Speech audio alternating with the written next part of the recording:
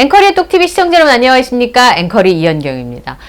저희가 동영상에도 올려드렸던 오우님의 이야기가 연일 화제가 되고 있네요. 티켓팅이 어렵다 보니까 그 들어온 손님의 그 안타까운 마음을 외면하지 않고 티켓팅을 도와준 오우님도 참 착한 금손이고, 그 착한 금손을 눈물 난다고 하면서 댓글 남겨주고 응원해준 히어로 이명웅 씨도 정말 대단하다는 얘기. 그래서 우리가 평생 영웅시대 평시하겠다는 거 아니냐, 이런 얘기들이 있습니다. 근데 저희가 오우님하고 인터뷰하고 나서 영상이 업로드 됐다고 제가 연락을 드렸더니 꼭 이 인터뷰를 하고 싶었던 이유가 있었대요. 방송국에서도 그 인터뷰 요청이 왔었다고 하거든요, 오우님한테. 근데 저희 채널하고 인터뷰를 해주셨던 이유가 영웅시대 분들한테 진짜 고맙다는 말을 하고 싶어서, 정말 그 가수의 그 팬이라는 생각이 들었다는 거예요. 자기를 한 번도 보지 못했는데, 본인을 한 번도 보지 못했던 영웅시대 팬분들이 그 티켓팅을 도와드렸다는 이유만으로 그렇게 SNS에 오셔서 응원해 주시고 격려해 주시고 칭찬해 주신 게 너무 고마워서 눈물이 났다. 그 말을 들으면서 와, 이게 진짜 선한 영향력의 순환고리가 아닌가, 그런 생각을 했습니다. 오늘도 따뜻한 이명웅 가수의 소식을 전해드리겠습니다.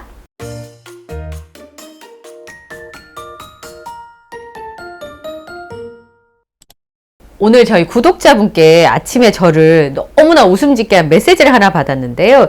지금 보시는 사진이요. 그 임용고시를 앞두고 있는 교대 앞에 걸린 플래카드라고 그러죠. 현수막이에요. 이 2023 미술과 임영웅 원플랑, 임영웅 원플랑 이렇게 돼 있어가지고 이게 무슨 말이지? 라고 했는데, 그 현수막에는 이쪽에는 이명웅 씨가 마이크를 잡고 노래하는 모습에 선배님들 이명웅 원합니다 이렇게 돼 있어요. 이게 뭐지? 라고 했는데, 그래서 저는 처음에 축제 같은데 이명웅 씨가 와서 노래를 해주기를 원한다는 건가? 알고 보니까 아이디어인 거예요. 교대생인데 교내에 이런 현수막이 붙었다는 겁니다. 이명웅 씨의 이 이름을 언급해서 후배들이 선배님을 응원한다 라는 메시지입니다. 그러니까 이명웅 씨를 원하는 곳이 이런 것도 있구나 싶었는데요. 보니까 임영웅 원합니다. 이게 임용 응원합니다 된 거예요. 그러니까 띄어쓰기를 틀리게 하셔야 돼요. 그 현수막에는 임영웅 원합니다 이렇게 돼 있잖아요. 임용 응원합니다를 임영웅 원합니다 이렇게 쓰신 거예요. 그래서 이 보내주신 구독자분께서 저한테 뭐라 그러셨냐면, 정말 이명웅 씨 이름은 이렇게 봐도 저렇게 봐도 잘 지은 이름이다, 이런 얘기를 해 주셨습니다. 제가 이거 보고서 얼마나 배꼽 잡고 웃었는지 몰라요. 젊은 세대들에게 이렇게 저렇게 회자된다는 건 굉장히 반가운 일이었습니다. 이명웅 씨가 이번에 이제 예능에 출연한다는 것을 이렇게 풀이한 기사가 있었습니다.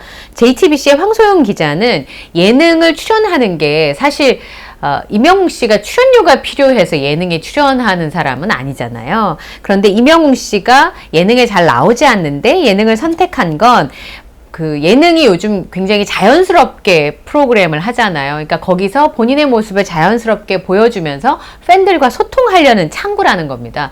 이명웅 씨 예능 출연이 왜 좀 더 이례적이냐면, 10월 27일부터 콘서트가 있어요. 다른 아티스트의 경우는 홍보를 많이 해야 되죠. 콘서트 객석을 채워야 되니까. 근데 이명웅 씨는 그럴 필요가 없습니다. 그러니까 콘서트 때문에 혹은 새로 음반이 나오기 때문에 꼭 예능에 출연해야 된다, 그런 등식이 이명웅 씨에게는 속하지가 않는 거죠. 그러니까 굳이 홍보를 안 해도 지금 되는 상황인데, 이명웅 씨가 잇따라 이제 예능에 출연하겠다라고 했던 겁니다. 그런데 그랬던 이유는 우리가 이제 미운 우리 새끼에서 봤던 것처럼 본인이 예능을 어려워함에도 불구하고 팬분들께서 이명웅 씨를 기다리시다가 그 안타까운 상황을 맞는다는 얘기를 자녀분들한테 듣고 내가 어려워하는 예능이지만 나가야겠다라고 생각을 했다는 거고요. 그래서 이제 미운 우리 새끼에 출연한다고 했고, 그 이어서 TVN의 놀라운 토요일까지 출연을 확정지은 상황입니다. 그래서 받아쓰기, 인생의 첫 받아쓰기와 간식 게임에 도전을 하게 될 텐데요. 어제 댓글에 보니까 많은 분들께서 붐 선생님과의 이 케미를 다 기대를 하시더라고요. 이전에 너무 좋은 케미를 많이 보여줬잖아요. 있잖아요. 그렇기 때문에 이 붕 선생님 그리고 미운 우리 새끼에서 신동엽 씨하고 분명히 친분이 쌓아졌을 거거든요. 그러니까 이 편안한 두 사람이 있는 가운데서 임영웅 씨의 그 숨겨져 있던 지금까지 볼 수 없었던 재능들이 아마 방출될 거다 이런 기대를 하시던데요. 저도 그렇게 생각해요. 예능을 하다 보면 이 같이 케미가 맞는 사람이 있고 없고가 진짜 하늘과 땅 차이거든요. 임영웅 씨와 좋은 시너지를 내줄 수 있는 MC가 있기 때문에 놀라운 토요일에서 그런 모습을 좀 볼 수가 있을 것 같고요. 그리고 임영웅 씨의 예능 출연뿐만 아니라 저는 자작곡인 모래알갱이가 10월 4일에 개막하는 부산국제영화제에 공개가 되는, 그러니까 처음 공개가 되는 거죠. 영화 소풍에 쓰인다는 게 굉장히 화제를 모으고 있습니다. 임영웅 씨가 직접 만든 자작곡이기 때문인데요. 임영웅 씨가 이 OST에 참여했다라고 하는 소식만으로도 지금 이 영화가 화제를 굉장히 모으고 있거든요. 임영웅 씨가 영화 OST 참여한 게 이번이 처음입니다. 그런데 이 주연 배우들도 그렇고 또 임영웅 씨의 참여가 마케팅에 굉장히 이 영화 마케팅에는 도움이 되는 상황이거든요. 대규모로 홍보 활동을 진행하기 어려운 저예산 영화이기 때문에 이런 영화에는 임영웅 씨의 자작곡 하나만으로도 정말 큰 힘이 될 것입니다. 그래서 제작사인 로켓필름이 영화 속의 주요 장면을 담아서 모래알갱이 뮤직비디오를 업로드했는데 지금 굉장한 조회수를 기록하고 있잖아요. 그러니까 임영웅 씨가 OST를 불러도 히트를 치지만 지금 말씀드린 것처럼 OST에 임영웅 씨의 자작곡을 삽입하는 것만으로도 홍보 효과를 충분히 누리고 있다라고 하는 기사입니다. 그러니까 임영웅 씨는 정말 자신의 힘을 어디에 어떻게 써야 되는지를 정말 분명하게 알고 있는 사람이고요. 저는 이제 배급사를 찾고 있다고 해서 배급사를 찾는 것에도 이렇게 홍보 효과를 누리고 있으니까 임영웅 씨의 자작곡이 들어가게 된 게 되게 도움이 될 거라고 생각을 했는데 제가 이제 같이 방송하는 문화평론가인 강유정 교수님께서 그런 얘기 하시더라고요. 꼭 개봉을 하지 않아도 OTT 서비스에 이 저예산 영화들이 들어가게 되잖아요. 그럼 집에 있는 뭐 여러 플랫폼을 통해서 영화 소풍을 보실 수도 있대요. 그러면 그 영화 소풍을 보게 되면 사실 그것만으로도 이렇게 작은 영화를 만드는 사람들한테는 수익으로 잡힐 수 있고 수익이 있어야 다음에 또 영화를 만들 수 있는 힘이 되기 때문에 게다가 이제 처음으로 단독으로 제작하는 영화잖아요. 그래서 임영웅 씨의 선한 영향력이라고 하는 게 기부도 하고 좋은 일도 하고 팬들에게 따뜻하게도 하고 스포츠계나 임영웅 씨 관련 책이 많이 나가니까 도움이 되지만 저예산 영화를 만드는 영화인들에게도 정말 큰 힘이 되겠구나 싶었습니다. 그래서 오늘 부산국제영화제 티켓팅 하는 날이죠?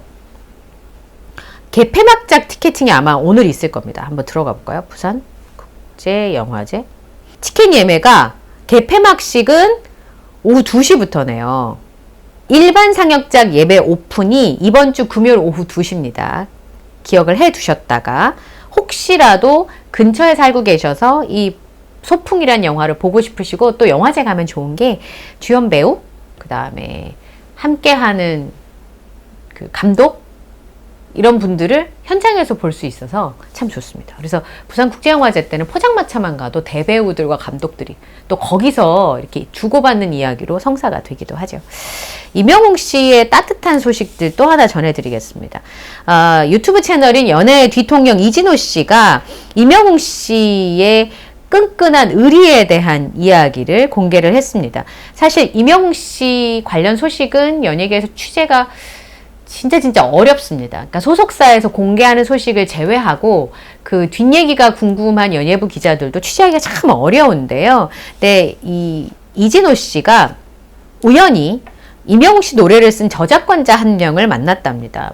처음에는 그분이 임영웅 씨 노래의 저작권자인지를 모르고 생각 없이 미팅을 갔는데 식사를 하다가 음원 사이트 얘기를 하다 보니 임영웅 씨의 노래를 쓴 저작권자를 우연히 만나게 됐는데 그 미팅 자리에서 저작권자가 임영웅 씨가 대단하다고 느낀 게 임영웅 씨와 물고기 뮤직이 아직 함께 할 수 있다는 게 너무 놀랐다라고 설명을 해줬대요. 이진호 기자한테. 임영웅 씨라는 아티스트가 자기 소속 가수면 얼마나 좋겠습니까?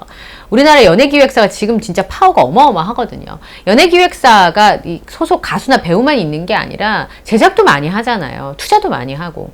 그러니까 임영웅 씨를 자신의 소속 아티스트로 얼마나 두고 싶겠어요. 그러니까 돈을 막 쏟아부을 준비를 하고 임영웅 씨를 잡기 위해서 혈안이 되어 있었을 텐데 그랬는데 이진호 씨가 임영웅 씨라고 하는 아티스트와 계약을 하려면 어느 정도 드냐고 물어봤더니 본인 생각은 200~300억 원 정도를 생각했던 것 같아요. 그랬더니 그 저작권자 분이 이번에 임영웅 씨의 전국 투어 콘서트 티켓값만 해도 티켓값이 12만 원에 15,000석을 곱해보면 1회 공연 기준 18억 원, 투어 기준 100억 원이 넘게 버는데 계약금 200억 원을 주면 누가 나오겠냐라고 했다는 겁니다.